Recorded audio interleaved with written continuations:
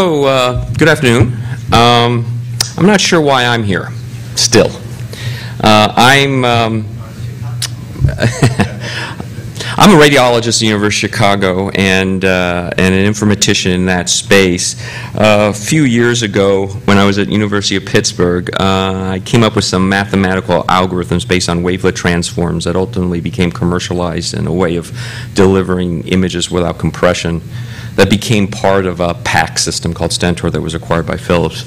So it was a useful experience for me because it taught me a lot about business. It taught me a lot about how businesses view our space in medicine and informatics. And I learned a lot about digital image management in radiology.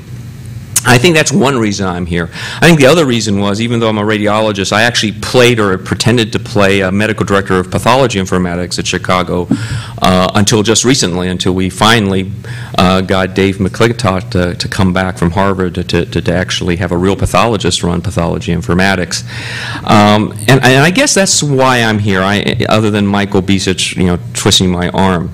And that is, there's a lot of misconception. Well, that's too strong a word. I guess what I would say is, at least from the vendor community, the big boys, who made a lot of money selling PACS systems in radiology, they were like, oh boy, now next is pathology. Once we get them convinced that digital pathology is the way to go and we'll replace their microscopes with whole slide imaging, boy, we can leverage our investment in PACS archives and our infrastructure and just kind of take off radiology and put on pathology, and there you go. And Paul, thank you for your contributions in doing that. And so, and I didn't know anything about pathology years ago when I first got to Chicago. But as an outsider looking at your field, and as an outsider doing a lot of time motion studies about how images are used in anatomic pathology, I come away really confused and conflicted. I come away a little bit confused in that I think even though our workflow may be analogous, it's not completely so. And as a result, there's an impedance mismatch between some of the things I hear people, and as you know, in every sort of technological investment cycle, there's this initial enthusiasm, right? I call it the enthusiasm curve in the beginning. This is the greatest thing in the world. It's going to revolutionize things. And then eventually it becomes, this is crap, this is not going to be useful, and nothing new on the sun. And I don't know where we are right now when it comes to digital pathology, but I do know we're going this way, and as far as the enthusiasm curve. And so maybe I'm just here just to give you someone who's kind of gone through that cycle in radiology and has made every single mistake in the book. That's kind of how you make your career in informatics, as you know. Try to apply things when it's too early, write about the mistakes. It's intellectual arbitrage, really, okay?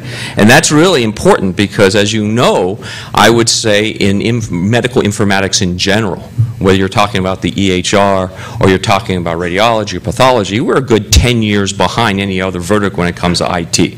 I'm just going to tell you that straight out. And so it's actually very easy to minimize your risk exposure by committing intellectual arbitrage. If you want to know our future in medicine, just to look what everyone else was doing years ago. Okay, and we're still behind. I gave a version of this talk a number of years ago in Pittsburgh in an earlier version of this meeting. And I had hoped by now, they said, could you refresh it, do an update, that I would be able to say, oh, and we've learned from our lessons and we've made progress. In many ways, we've taken a couple steps backward, okay? And that's what I want to share with you in this. So that's basically it. Your mileage often will vary because, again, I'm just a radiologist, okay? But one that's pretending to be this. Now, everything I know about pathology, and that's very, very little, comes to observing and listening to the rants and the complaints of a lot of really bright people at the University of Chicago and the company that wrote me a big check when they acquired my PACS company, trying to get into this space. I'm not sure I learned a lot from them, but I've learned what they think about your space and what they're trying, how they're trying to define your space. And so I want to acknowledge and thank them. So when we talked about analogous, complementary, and converging, analogous nothing has changed from the last time I've talked a number of years ago. There is no question that there are similarities. Pathology and radiology, we both provide crucial phenotypic evidence required for the management of our patients, and that the process of anatomic pathology and radiology is analogous in the sense that the vast majority of time our reports or interpretations are based on the analysis of image data, and that the communication and the persistence of that analysis usually is persistent in the form of some narrative report. Okay? We're beginning in both sides, you and us, to try to extract from just unstructured narratives into some structured type construct. But it's a joke, as you know. For any of you who are semantics people or ontology people, my ontologists in my lab just laugh when we talk about synoptic or structured reporting, because essentially at the end of the day, when it comes operationalized, they're just templates in some speech recognition system, right, or some drop-down. That ain't a taxonomic relationship. That ain't an ontology, right? We know that. So we're kind of fooling ourselves when we use those kind of words. But it makes us feel better. Bottom line, as Justin says, you still need natural language processing, even if it's a nice, pretty structured report or synoptic report. The workflow models are similar, but not really identical. And this is, I think, one of the biggest misconceptions a lot of us have made when trying to apply technology and approaches, especially when it comes to leveraging electronic IT systems from radiology to anatomic pathology. Now, both disciplines are undergoing transition from the analog to digital, including understanding or trying to adopt digital image management. I think that's safe to say. Most of you in this room, there's a whole track in this conference dealing with digital image management in pathology. The leveraging opportunities do exist when you talk about analogous workflow models, because we were the early adopters. We made every mistake in the book. And a lot of the correct workflow models have been validated in radiology, and so why reinvent the wheel? Why recapitulate the errors of early adopters? The problem is there are significant workflow differences between your workflow and ours. And unfortunately, a lot of people, even in your field, tend not to understand that, okay, and kind of blindly feel that they can recapitulate the PACS systems designed for us in radiology and applying them to you guys. Now, as I said, though, the opportunity is great for low-hanging fruit to avoid the recapitulation errors of us early adopters and invent something very quickly. I think there is, and that's the kind of the bottom line of this talk, there is a huge leapfrogging opportunity, I believe, in your space. Huge opportunity. Just look at the mistakes we've made in radiology. When I mean complementary, that's pretty straightforward. There is no question that we use each other. Okay, I know a lot of people will consider pathology the gold standard, but I can't tell you how many times the pathologist will call me, say, I'm looking at this bone specimen. Does it look scary on the radiograph or the MR? And I go, well, wait a minute now. You tell me. And I go, no, you got to tell me first. I'll tell you if you don't tell me. And that goes on for a lot, okay? So that kind of, you understand how that plays. But more importantly, also, you use us in imaging all the time when you're trying to direct your sampling. Because in my mind, and we'll go into greater detail here, one of the most important aspects of what you do in anatomic pathology is the sampling. In other words, the grossing, the trying to sample a subset, a microscopic, literally microscopic subset of a gross specimen. Frequently you use, or should use, and should increase the prevalence of use of image guidance. After all, you see, the reason is, in the old days, it worked pretty well, without getting to Nyquist limits and all that. Many, many years ago, this is pre-PACS, the general resolution, spatial resolution, collimation of a CT scanner in the old ancient days, like in the 80s and 90s, was about 1 centimeter. When you ask a surgeon, she would tell you the general feel, she felt comfortable feeling for a mass about 1 centimeter in that liver or whatever when she ran the bowel. A nodule or a tumor about 1 centimeter. I wish my butcher was generous as watching your residents at the grossing table cut up a liver or a breast, right? Big, hefty, like about 1 centimeter. So it all kind of matched. That's not the case anymore. No surgeon would even dream of trying to go in and do a wedge resection or a segmentectomy of a liver or a lung without being guided by imaging. Because now we have sub-centimeter accuracy in imaging. And so that's the reason why when you look at every OR, there's a big monitor right over her head with my images in radiology directing her to get and extract and do the resection. And yet, many times when I do time motion studies around the country in pathology grossing, you don't have that same guidance. And yet you're just kind of blindly kind of looking in it. That's kind of unfortunate. Now there are important exceptions. Breast, for instance. Many of you, as you know, would not even dream of trying to sample a breast without being guided by a specimen radiograph, look for the microcalcifications or the mass. So as you see, and that's a good example of the complementary attitude where, yeah, you use us too. And as I said before, many times you'll give us a call and say, hey, does it look scary on the image? Okay, then it's a cancer.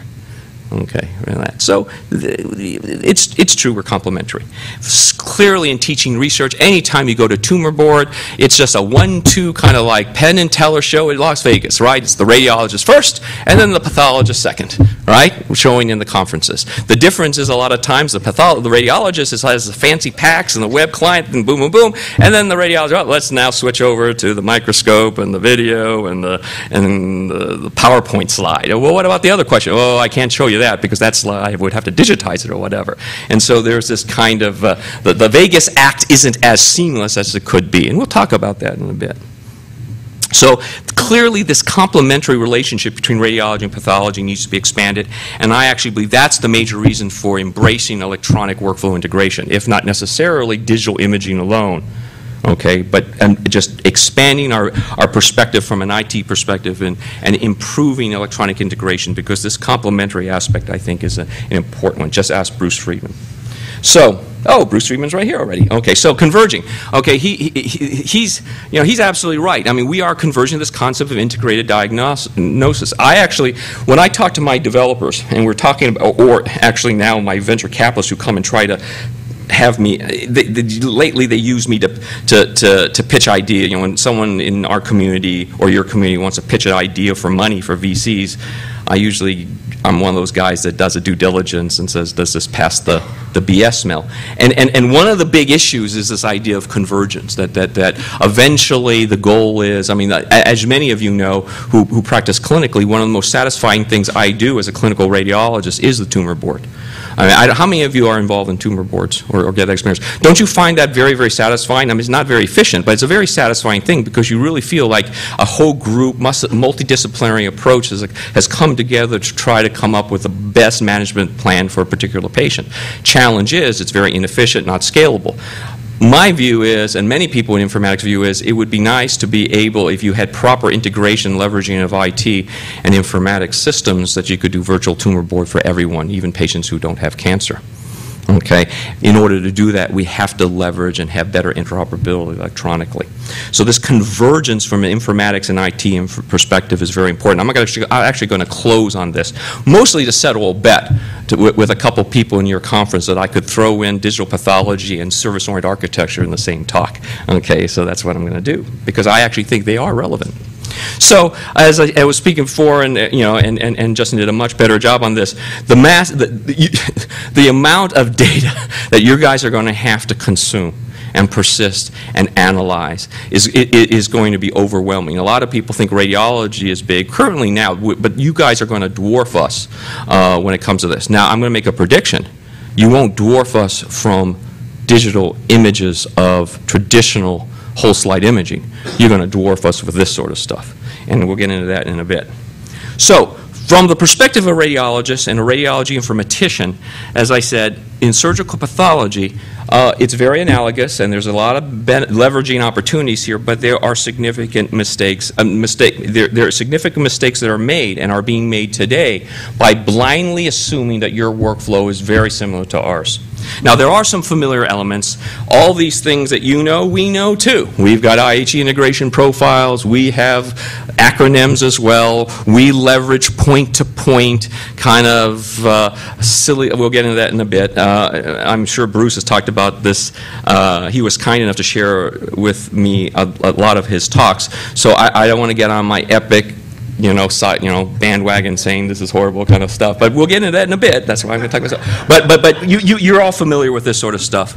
And there's no question we in radiology are in the late majority, even laggard adoption phase. I mean, we're over 95. There's no film anymore in radiology. I mean, we're basically, even our laggards, use packs and all that. So there is no question we are way beyond late majority when it comes to adopting digital image management. We're actually getting good progress. Most of the reading rooms, when I go around the world, I won't see a piece of paper in radiology. That's pretty cool. We have improved integration of IT systems. That has resulted in significant reduction in FGT requirements. And I guess the take-home message is, today, when you talk about modern radiology informatics, you rarely talk about images anymore.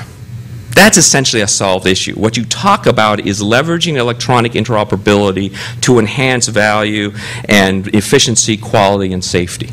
And the imaging part is not the important part. It's how to embrace interoperability. And, oh, by the way, avoid, like the plague, ever having to go into your EMR, because it doesn't work for us in radiology. Okay, and how do you extract content and information that may persist in the EMR, but actually it really isn't created in the EMR. As you know, for the vast majority of stuff, especially phenotypic evidence, the EHR is just another end consumer, right? You guys generate a lot of it, I generate a lot of it, so why should I go there? So we'll talk about SOA in a bit. So as you can see, I can show you lots of pretty pictures in radiology. Most of you are familiar with kind of things, but there's going to be a fundamental difference here. And that is, I'm going to go into this greater detail when I talk about your workflow, but I'm going to tell you how things don't work in any radiology department in the world. Here's what doesn't happen. Patient doesn't just kind of walk in, hop on that scanner and say, scan me. That doesn't happen. That doesn't happen. It's not like our techs or we in the Department of Radiology are like, oh, surprise, oh my gosh, there's something to be scanned, someone to be scanned. Okay, let's scan. What would you like me to scan? What's the clinical context? Oh, guess, kind of stuff. Oh, you're laughing. Have you checked your specimen, your anatomic pathology lab lately? Okay. But I'm going to just tell you, for a fundamental thing, we don't do things like that because we couldn't do things like that. It'd be very dangerous. Okay. There's no fat rubber band in radiology that can solve that. Inside joke. Okay. So what have we done? What have we done? Inside joke for you guys. I mean, the first day when Dr. Kumar says, "Oh, you're running pathology informatics," I went and I spent 2 days looking at your shop in pathology, and I was terrified. I do a lot of biopsies. I'm a body imager and I'm an interventional radiologist. After that day, I made my fellows hand walk every specimen and talk to a pathology attending and say, don't lose it, please, please. That rubber band, put 2 rubber bands around them, kind of stuff. When I saw what you guys do, it's terrifying, okay, kind of stuff. All right, so that's the point. We don't run things like that. Okay, so what do? We like to embrace electronic integration. So for instance, we have to, I don't know how many of you realize that most of the profitability of most hospitals is derived from the technical fee from imaging. Did you know that? How many of you realize that? That most of the profitability of most hospital systems come not from surgery, not from you guys, sorry. It comes from the technical fee from radiology services. Okay, that's the reason we get all the fancy equipment. That's the reason why we get all the toys we want. And that's the reason why we are always more efficiency, less staff, greater throughput. And so that's the reason why we're given the resources to build systems like this. This is an intelligent dashboard that we can't afford people any longer telling us, oh, who's scanned, who's drinking oral contrast. Systems have to do that. We have to embrace RFID. We have to have systems that automatically know, oh, this patient is scheduled to have an abdominal pelvic CT angiogram, therefore they need to start drinking, therefore I'm going to instantiate that, set off an alarm for the front desk to give them the contrast, track to see when there's optimal small bowel pacification, and then let someone know and tell them it has to go on scanner number 3. In other words, all this must be orchestrated, okay, orchestrated workflow. We can no longer depend on humans to do that because humans are not good at that. We're good at making judgment calls. We're not good at remembering things. We're not good as integrating agents. That's the reason why we don't like seeing paper. You all know that. You're informaticians. If you see a piece of paper as part of a workflow cycle, I don't care where you are in the hospital, that piece of paper by definition means you are using a human as an integrating agent between one informatics system and another. Think about it. But that's the case. Humans are terrible as integrating agents, and so you want to get rid of them in that context. So, for instance, this is an interventional radiology IR tracker. It's more than a workflow. In the background, it's an it's an analytics intelligent agent in the background. So, for instance, the patient says, "Oh, the patient has come in for a biopsy or TIPS or interventional procedure. What's holding them back?" So, like, this system can't automatically page the doctor ready to go into the room. Well, it's because the patient needs stat coags. Okay, instead of having a whiteboard that requires a human, like a nurse, to look and see are the coags there, it orchestrates the workflow so that when coags are available, they automatically pop up and automatically request that the patient be transferred to the room. You see the difference between an electronic whiteboard, which is just an electronic recapitulation of paper or a chalkboard, versus intelligent agents that in the background are instantiating based on changes in state, patient state or context, and appropriately instantiating the appropriate business logic to propagate workflow. See the difference? We can no longer afford to have passive dumb whiteboards. We have to embrace modern day business intelligent agents. Okay. Try that with your Epic. Not going to do it, okay, because it requires micro-domain knowledge. Our technologists need to be given the tools for them to be able to do their job. They need to have tools designed for their role, not for a generic thing. So this is a version that we wrote that allows them to do one specific task, and that is create a quality assurance presentation state and then complete the study so they don't have to waste 5 minutes going into the RIS, into the EMR to complete the study. The system should automatically orchestrate that, complete the study, do the billing, so the tech doesn't have to waste 5 minutes, because if they're wasting 5 minutes doing paperwork, documenting, they're not scanning patients. All right? Machines are good at that. Humans, that's just busy work. We, as I said, if you go to any radiology department in this country at least, in most of the world, you won't see a piece of paper. It will all be integrated. We embrace that integration. This is standard stuff in any radiology department you'll see. You'll see intelligent work lists, embracing the ability to extract. So this is an example of a work list at our hospital. Not only can we prioritize cases based on STAT or ER, we can also prioritize cases by saying this patient CT, this patient CT is the CT is from a patient who is scheduled to be seen in oncology clinic later that day. Please read it first. So now this is something that a RIS or PACS doesn't know. So I show this slide to show you the degree of integration required to do really useful work.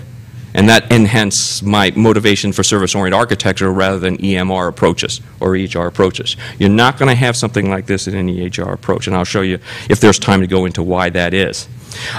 So, for instance, when I'm looking at an image, there's a lot of information that I may want, because in order for me to interpret an image, just as you guys, when you're interpreting your slides, you need to have a comprehensive clinical context. You need to understand the background. Now, unfortunately, a lot of people think that means going to the EHR. I'm going to tell you something. The EHR was not invented for our use case. They weren't invented for us, and I know they weren't invented for you guys, okay? And yet, that's where it's there. So what do you have to do? You got to go in, fire up Citrix, because Epic and Cerner were too stupid to run thin clients, so you have to, and there's too big to run locally. So that's why you have to run Citrix, by the way. How many of you are familiar with that idea? Okay, all right. You have to run, they're just so big, so you got to run them a server farm, and you have to run Citrix. But they weren't, even if you spend the minutes, even if you have CCOW, even you have context sharing, navigating through all that nonsense that was designed for a primary care physician. Justin, you like your EMR because it was designed for you. It wasn't designed for us. All right, so I don't want to waste my time going through something that wasn't designed for us. What I want is the concept, the content that persists in the EHR. I want it to come to me, where I live. Where do I live? I live in my PACS workstation. Where do you live? Well, you live in a world of paper and slides right now, but eventually you would like to live in a cockpit of some sort that has integrated, but you certainly don't want to live in EHR. That's not where you live. You want content to automatically come. So when today, we've had this for about 4 years now in Chicago, when something comes up, lab values pop up, pathology awards pop up. In fact, our pathologists are envious because these are actually formatted better than their COPATH and all that, because we put a little natural language processing. We actually do a little bit of intelligent rules to say this is relevant for this body part, and we do a little bit of NHP. But what you get the point, though. The content is what you want. You want it presented where you live. And I would make the argument that this one-size-fits-all EHR model, and I think, Bruce, you agree, I mean, you guys agree, right? That is not designed for us. And, and no other industry forces you to do one-size-fits-all. The rest of the world uses something like service-oriented architecture, and we'll go into that in a bit. What you really want, and this is kind of, we're working, this is an early prototype that we just went live last week on. I don't even want to read that because I still have to go through all the tabs and read stuff. I want to basically have intelligent agents to automatically parse everything, the problem list, old reports, all the pathology, and then look at my acute indicator. So we call this the 4-axis abstractor. This thing is a little widget that pops up and basically has their chronic clinical context. You just hover here and says this patient has lung carcinoma. This is the acute indicator, which is usually comes out of the order. Why did you order the study? And then prior recommendations that came from a natural language processing scrubbing from prior reports. Because a lot of times we radiologists will say things like, oh, special attention should be made to this Bosniak 2F lesion in the kidney. Take a look at that. And usually clinicians don't remember that. You get the idea? So the point is what we want. What we don't want is this, because this is what we have today. But my residents complain that they still have to read everything. Oh, poor residents, okay? I'm tempted to turn it off and have them go to Epic and spend 10 minutes doing it, all right?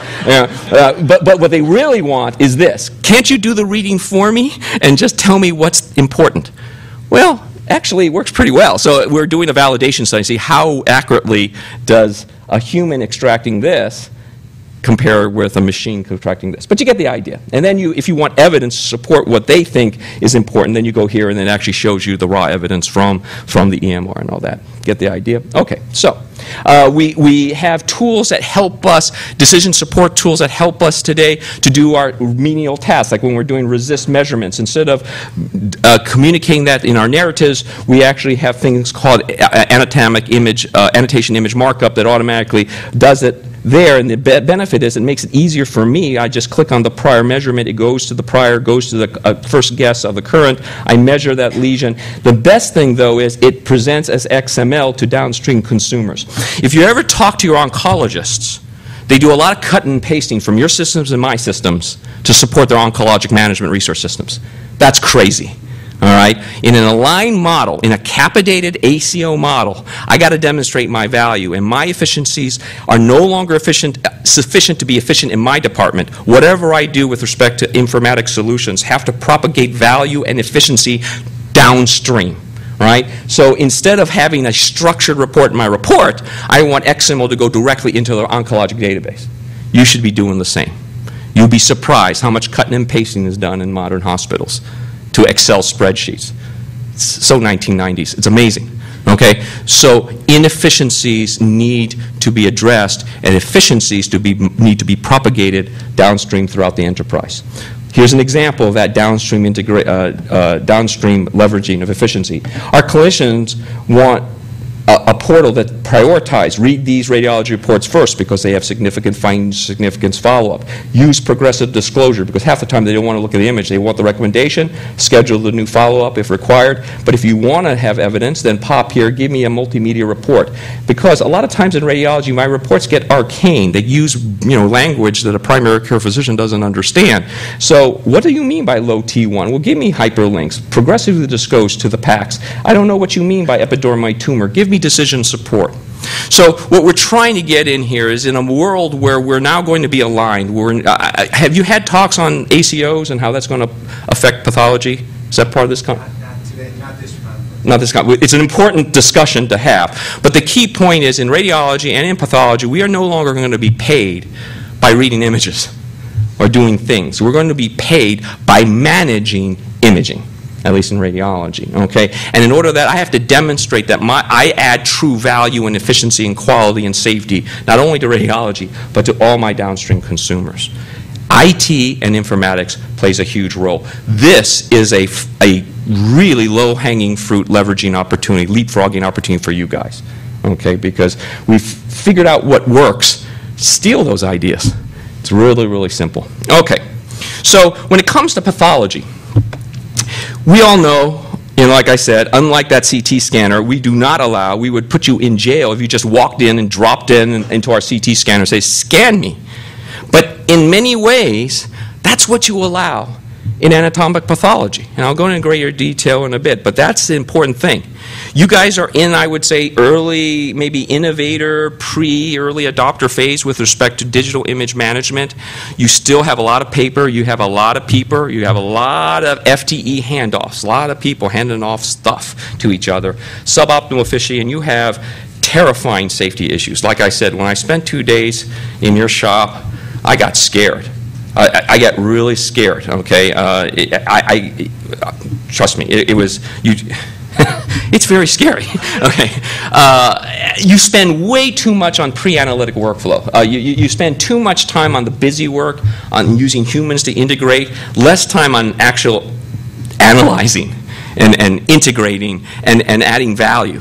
You spend too much time in the whole workflow making sure no one dies. I mean, or things get mixed up, or those rubber bands break, and all that. It is interesting because when you look analysis of BPM, business practice management or modeling, you'll see that in most shops, in radiology and business verticals outside of medicine, it's the other way around. The goal is to make that pre-analytic automated.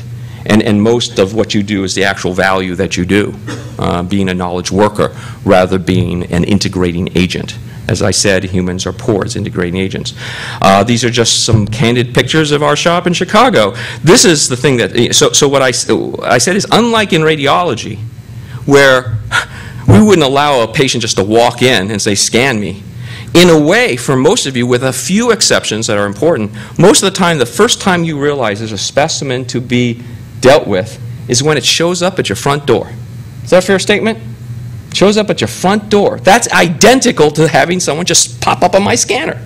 Now, the problem with that is you can't predict, you can't do any modeling then. If you're at the whim of randomness, you know, oh, some of these will come in, I hope, how can you plan, how can you monitor, how can you do any modern day BPM when you can't do this? So I find that one of the most fundamental differences between your workflow and ours, and that is you are not truly integrated with, look, most of those biopsies come from where? They come from radiology, they come from the OR. Occasionally they'll come from doctors' offices, but most of the time they're coming from me in radiology, in IR, and in the OR, correct?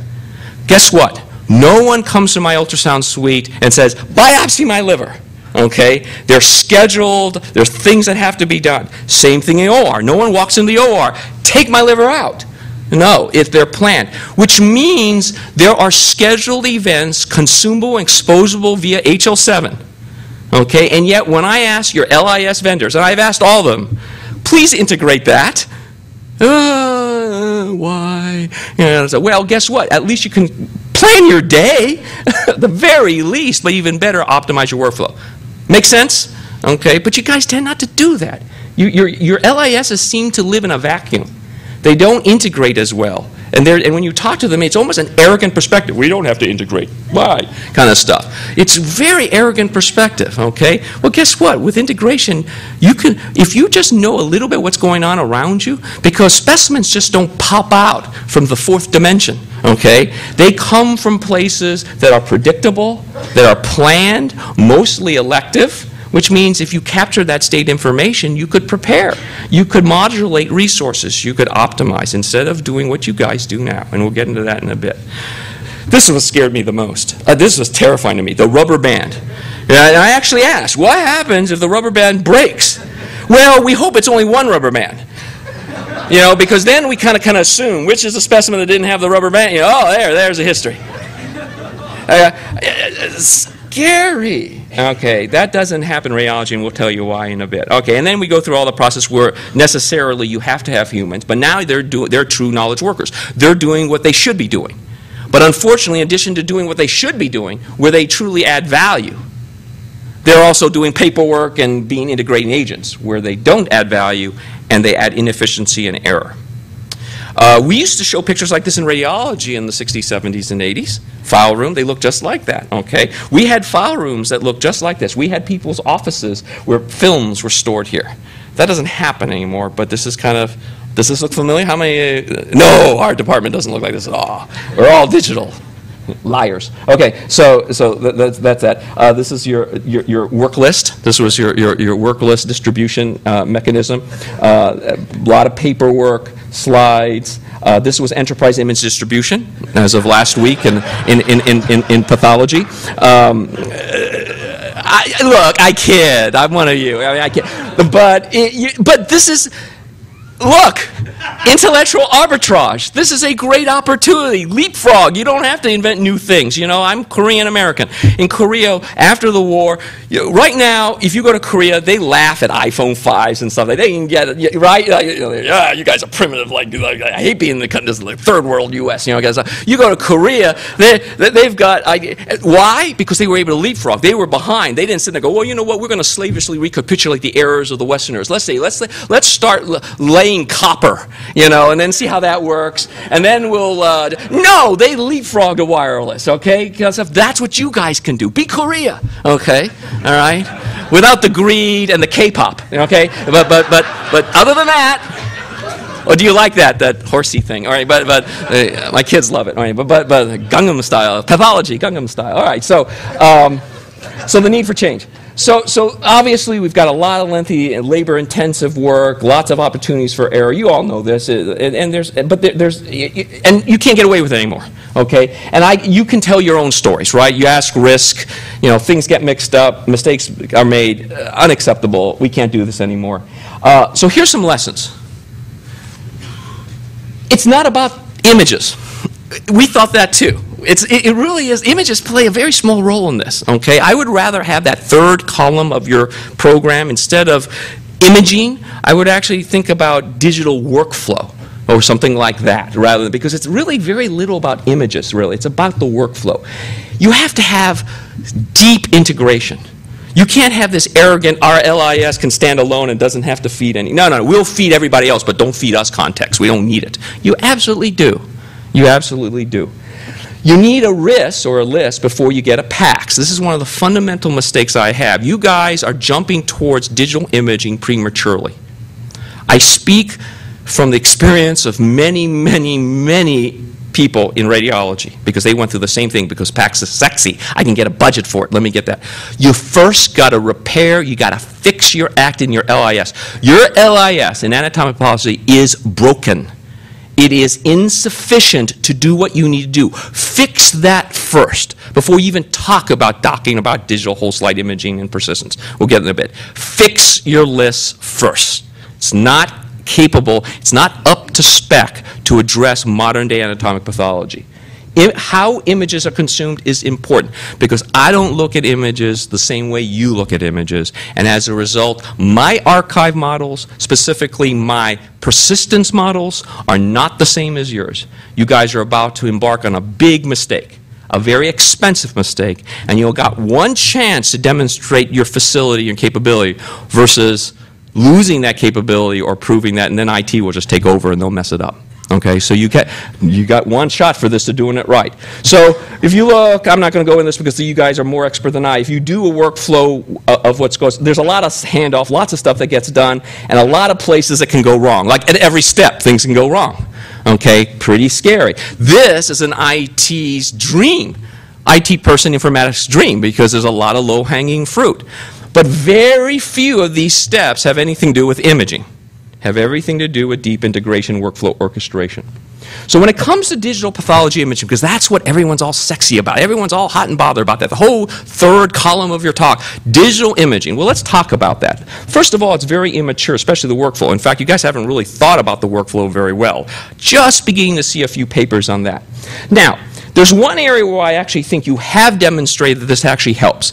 The idea of digital whole slide imaging or digital imaging for telepathology, where you're distributing that. And this exactly recapitulates our experience in the early 80s, okay, where it was teleradiology that first started before we had PACS. It was easy to justify, just as you're seeing this. Telepathology makes sense. Very justifiable, okay? Whole slide imaging. All for it. Yay, yay, yay, just like pathology. The problem is when you get into persistence, when you get into archive. The difference between telepathology and PACS, pathology PACS, is the same differentiation that we experience in radiology. I don't have to go through this because you all know this. These whole slide imaging models, very large data sets, even with compression. But here's the problem. Not a lot of validation for this.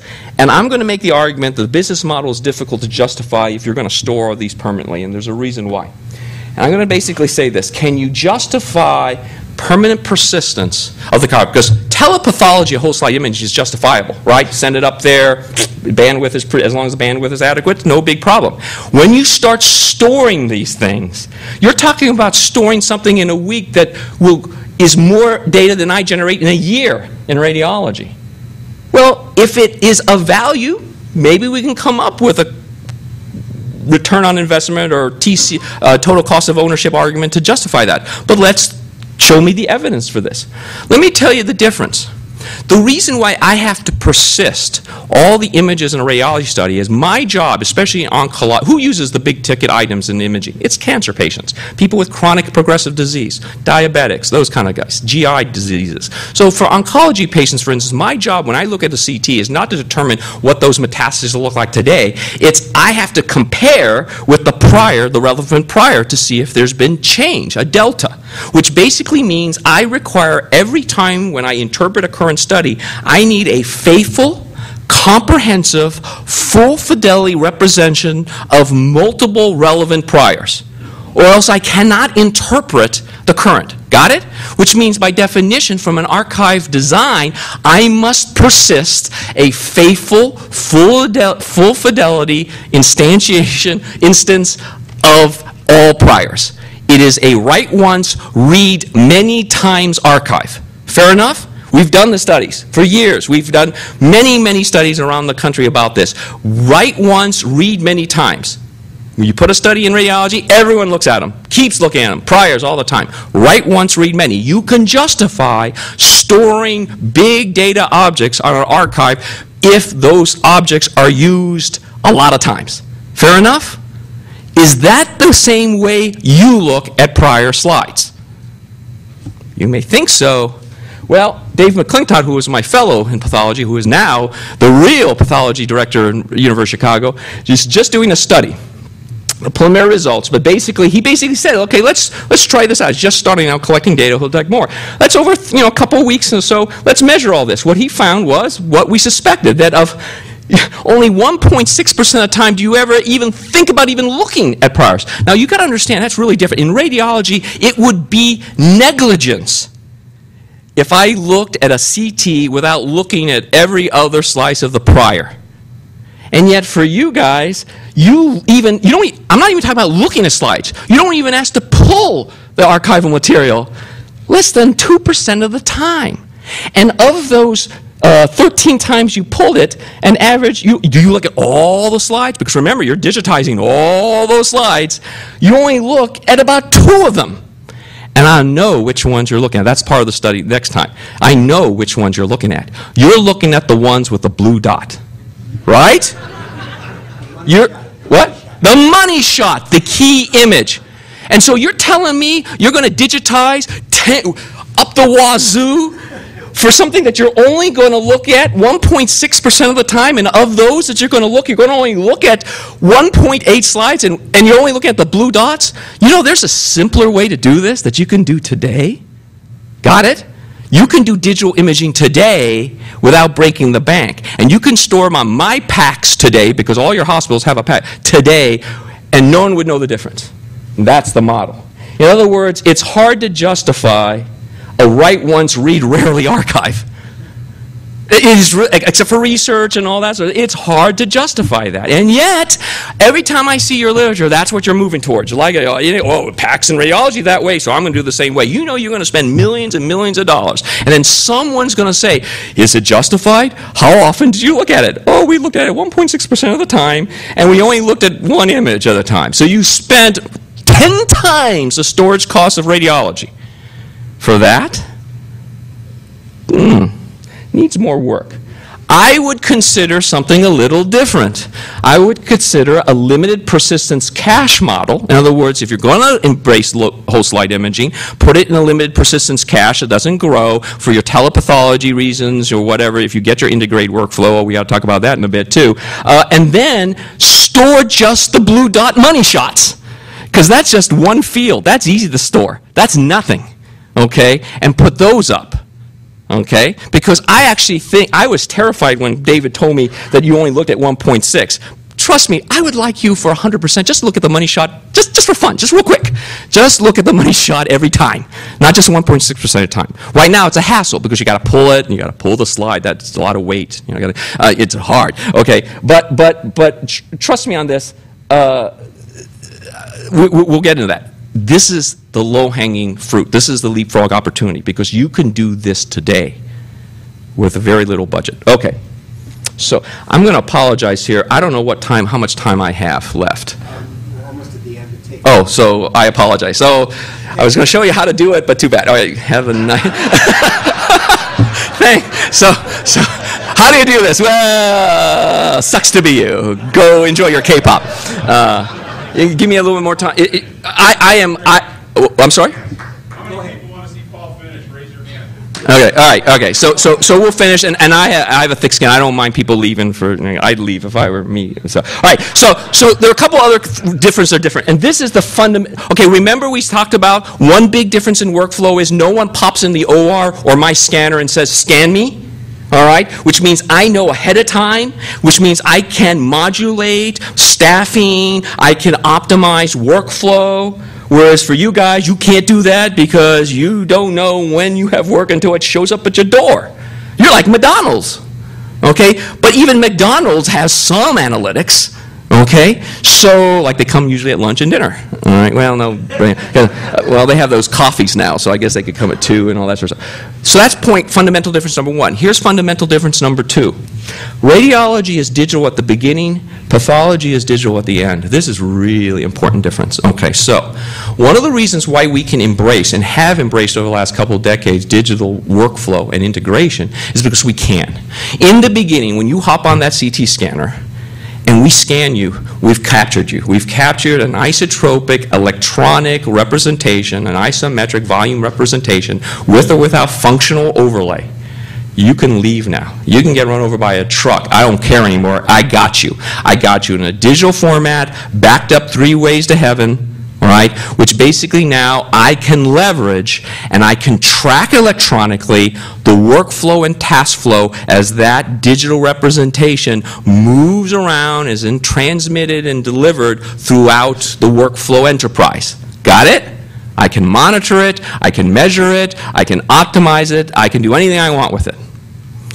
You guys can't do that.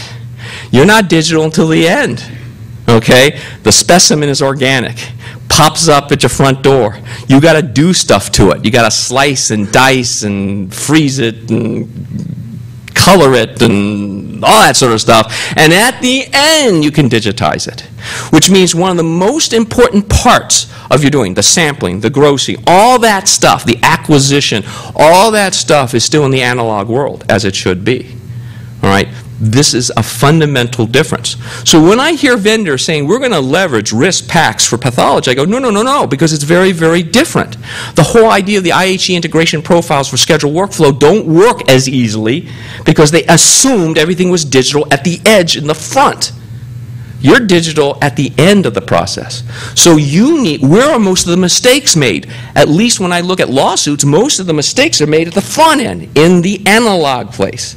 So the imaging's not going to, it may help you, but that's not the fundamental need. So this is a big difference. You're digital at the end, we're digital in the beginning.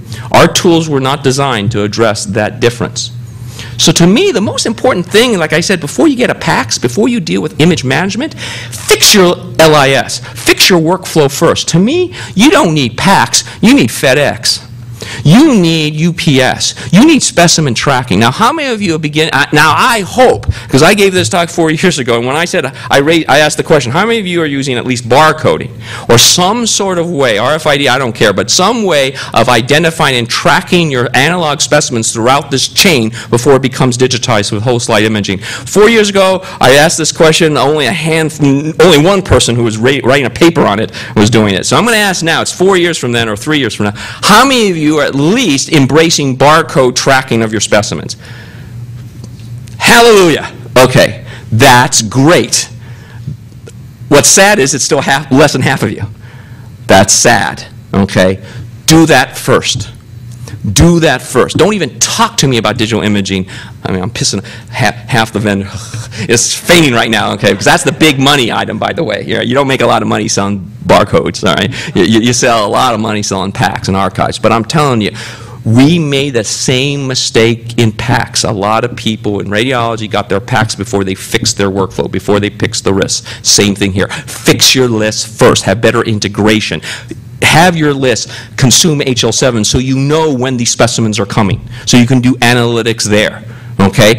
I can't tell you how many cases have been lost before you even know about them, okay? Or prepared inappropriately because there's no way that you knew about it. So we do something called protocoling, right, in radiology. Every case that we do is protocoled so we understand what is the best way to use our machine and contrast and all that. Well, you have protocoling too with respect to stains, immuno, how do you do that? But you know what?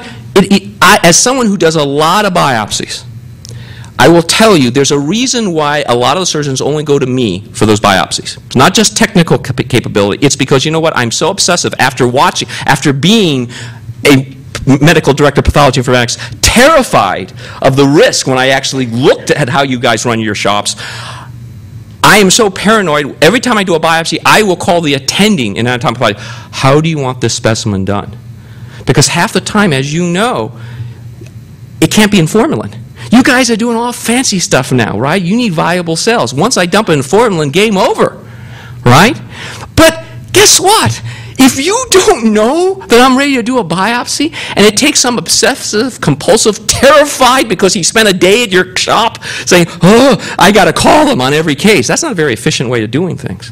You see, we don't do that in radiology because of integration, because we get an HL7 feed from the rest of the hospitals. We know, oh, these patients are being scanned. Well, I might as well look at what they're going to scan and make sure they're done properly. Oh, guess what? This patient can't go on this 16 slice scanner. They need a 256 because I'm doing an angiogram. Oh, this person needs contrast prophylaxis for contrast reaction. The reason why we do all this is because we're less arrogant with respect to consuming HL7 in our risk. No, LIS, no, we feed everybody, we don't need anybody. But if you just began to listen, you would actually say, hey, guess what? Chang out there, that obsessive guy in radiology, is going to do 3 biopsies, and that idiot doesn't know that I want flow cytometry to the other, and I need a couple cores for viability, and I need extra stuff because I'm doing some special molecular whatever, okay, and Darren wants something for Northwestern, okay? You could start orchestrating, protocoling the acquisition. You see what I'm getting at? Adding value, not just in radiology. The ACO model teach us. I apologize. Do you even know what I'm talking about with ACO? You have to demonstrate your value beyond just your own shop now. All right, you got to make me do the right thing as well. That's what you're going to be paid for. Not doing pathology, but managing how pathology is done.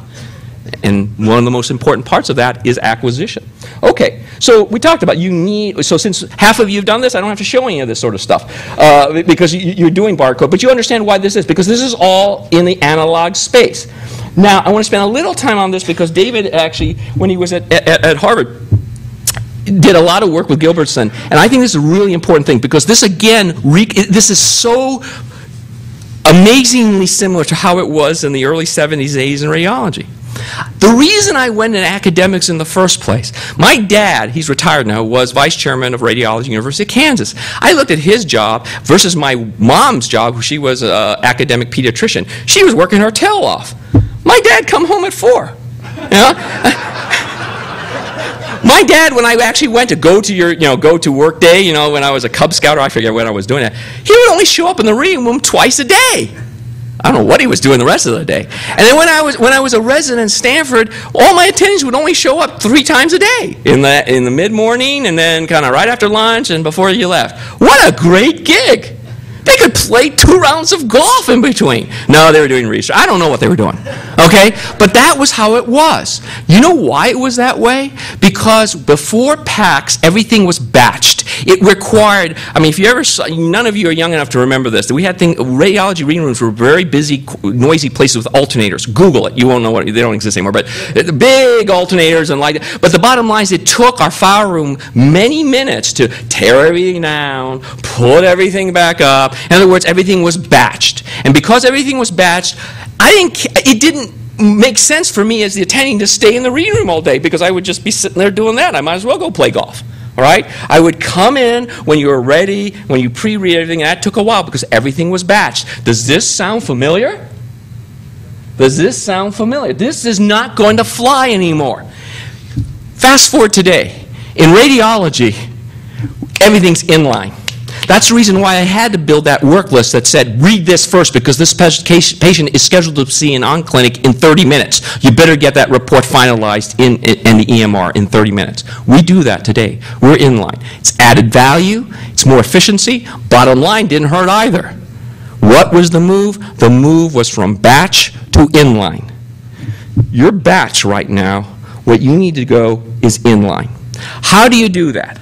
Well, whole slide imaging done improperly is a step backwards. Because whole slide imaging pretty slow. So unless you're ready to paralyze, have a whole bunch of them, okay, you got an issue. But your real bottleneck is not the whole slide imager. Your real bottleneck is that you dip the baths. Right? In other words, it is not cost effective to take one slide, dip in the bath, go to the next. You wait until, you know what I'm talking about, right? You wait until they're all consolidated because the way your stainers work today, you got to dump in these baths. But not now, right? Because your stainer manufacturers are doing inkjet kind of stuff. You know what I'm talking about, right? Instead of the bath stuff, there's psst, psst, and go. Why are they doing that? Because that way you can have inline processing. Right? I'm tired in radiology saying, oh, you can't do nephrology biopsy after 2. No. Oh, no. But we have to. No. Why? Oh, I can't. Oh, terrible. Wouldn't you rather listen to some K-pop instead? No. Yeah, it's terrible. All right, but that's not a good way to do it because they're going to go across the street. So like, inline. You need inline. Okay. I want a pathologist reading all day. I have to read all day. You need to read all day. All right. Because I don't need as many of you. I don't talk about ACO. That's your future. You got to justify what you do, and you got to move the volume up. Inline is the way to go because once you go inline, then you can have fundamental differences in design, how you design a whole slide scanner, so as to go inline. Okay, so the fault is not the inline scanner, is not the whole slide imager, it's how it's designed in the context of batch. You got to go inline, okay? That's the other thing you learn. Informatics is the way out. Proper integration is the way to move from batch to inline. All right, so let's finish up here. How do we get to you guys in the reading room or in your offices? Okay, here, I showed you what we have in radiology. Everything at our fingertips, everything integrated, no paper, everything there. Well, you still may have slides, but I'd really like to give you a cockpit. I would like to give you a workstation that gives you comprehensive data. In other words, I don't want you asking me what the images looks like. I want you to have the images. I want you to see the op reports. I want you to see, you see what I'm getting at? One size fits all. And I don't want you going into the EMR because, again, it was not designed for you. It's going to waste time, okay? So how do you build something like that? And then you can give decision support. This is the Ambersys product that gives you, immuno, guidance and all that sort of stuff. Now that it's electronic, you can build this. Now, this is a comment I made. I hate it when David said you only look at slides 1.6% of relevant priors 1.6% of the time. What I want you to do is I want you to store just one lousy little key image. Just look at it a little bit. Say, yeah, that's a myth. It's not new. I want you at least 100% of the time just bless an image. But as an IT person, an informatics person, I need to build a system so as soon as you barcode the slide and you look at the slide, this pops up. All the clinical history, all the prior images, all the key images, the money shots, the blue dot slides pop up. You see what I'm getting at? Okay? That's, I think, a good first step to dip your waters in digital imaging. So, how do you do this? So I said, the real present opportunistic use of digital imaging, I think, is in telepathology, absolutely. I think the most important thing is the documentation of gross specimen sampling. I can't tell you how many times in tumor board I will sit there and go, because it's a Penn and Teller, I first will say, oh, there's a sub-centimeter enhancing nodule with washout in segment 2 of the liver. This is classic hepatocellular carcinoma. Pathologist comes up and says, well, we did the liver resection, it's normal. BS. Show me how you sampled segment 2. Let's read your report. Boilerplate. right? Boilerplate. It reads exactly like the last 20. Show me that you sampled the subcentimeter thing that the surgeon couldn't even feel, and that's the reason why she was guided by imaging, and you're sitting there with butcher steaks thinking you're going to catch it. Invariably, we tell them, go back to the specimen. I will show you an image. Oh, yeah, we found it now. Oh, it's a hepatocellular carcinoma. Well, thank you very much. You see the point. To me, the most important part of this is sampling. It always is. And yet it is the least documented. You've reduced it to this synoptic boilerplate that is unhelpful to understand this. Here's what I want for imaging. You want an appropriate use of imaging? I don't want whole slide imaging. What I want is when you have the barcode and it says grossing now, the first thing that should pop up is one of my key images. This is what we got after. This is what we were worried about. Lesion segment 2. Now you cut up or slice or dice and take a quick picture documenting just like this that you caught it. You got a gross, I don't have a picture of a gross, but you get the idea. Get a gross specimen that documents I got it. Then I'll believe you when you said it wasn't cancer. Got the point? The most important part of what you do not document. That's the appropriate use of imaging. So I'm going to close now in saying, how do you do this, right? In radiology, I showed you in Chicago, I've got lab values popping up automatically, pathology better than what you guys have, popping up where I live. Can you do that with your EMR? No, you cannot. Okay? How do you do it? Do we have to give up best of breed? No, you don't, because no one outside of medicine does. If you look outside medicine, in other business verticals, there is no such thing as an EHR. No such concept. Trust me, we can go debate on it. SAS, no. SAP, no. Okay? Instead of an all-encompassing be-all and end-all, one-size-fits-all, business think in terms of platforms, buses, where systems and resources reside on the bus. Now, it depends on how much gray hair you have, what you call that bus. If you're old like me, object request broker. Little younger, you might call it middleware, end-tier approach, business logic. What do you call it today? Nothing's changed, but today it's called service-oriented architecture. Okay? Web services, that kind of stuff. Nothing new under the sun, by the way. But let me tell you something. From your ATM machine to business to the military, that's how the rest of the world works. That's how the avionics of the last generation fighter pilot cockpits work. And yet, in medicine, we don't do that. We think there's one data schema that will suffice for everybody's use case. We believe one presentation state will suffice for all use cases. The greater good. No.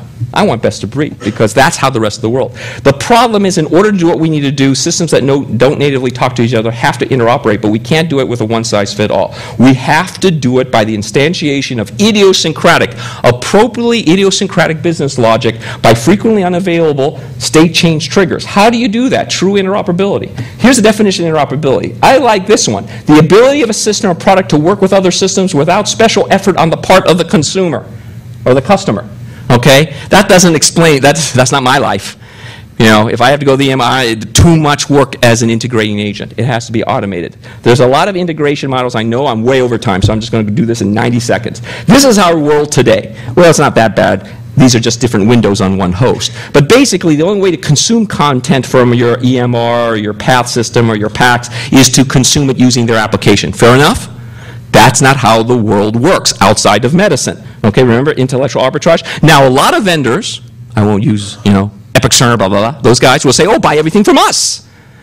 But that's still not integrated because it's a one-size presentation not designed for us. So it doesn't address the appropriately idiosyncratic way. Why do we do this? We're based on edge protocols. I don't want to go into the IHE stuff, but we're basically based on edge protocols, which is more of a choreography. I don't want choreography. I want orchestration. That's what allows Amazon, when I log on, to basically provide me an appropriately idiosyncratic presentation just for me. Well, more precisely, me and my kids, because they order games on my account and all that sort of stuff. But you get what I get. Your Amazon ain't going to look the same as my Amazon.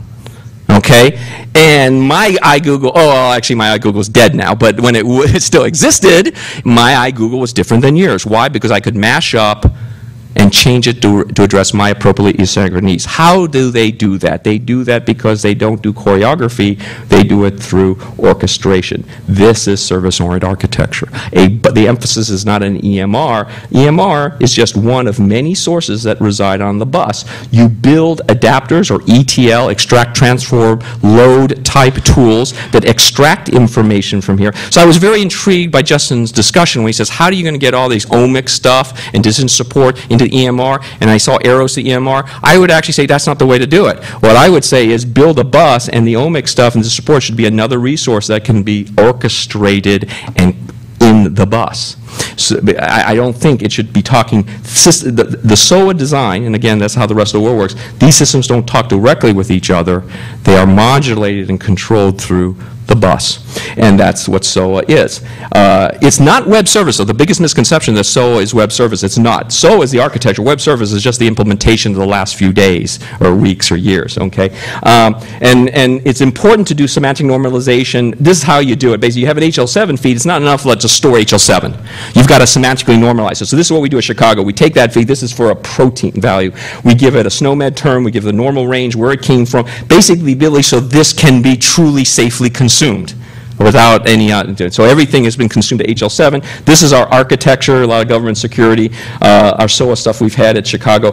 By exposing these services, you can do this. This is how you can do this. You can, it knows I'm looking at a sample. It's looking at liver. Oh, is there anything relevant to the liver? Yeah, he had a biopsy of liver. I better pop that up for you. You see the difference, you know, because I don't want to have to depend on me knowing something to have it there, because a lot of times the things that are going to kill the patient are things I don't know enough to know I don't know. You see the point? That's the thing I don't like about EMRs. I still have to, they're dumb. They put too much burden on me for a lot of things.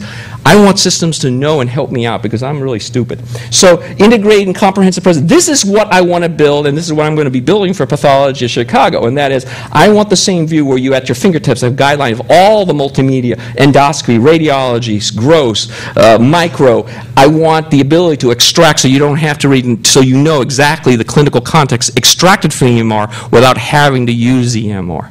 Does that make sense for folks? I apologize. I know I'm way over time. I'm going to blame Justin. He took 2 minutes of my time.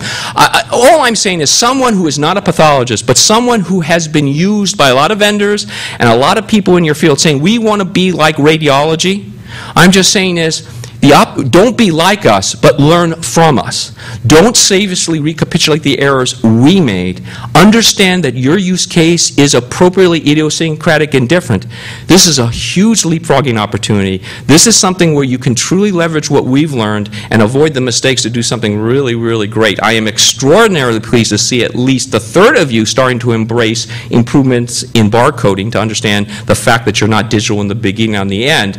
But I would like to see a lot more with respect to better integration and leveraging this. Thank you very much.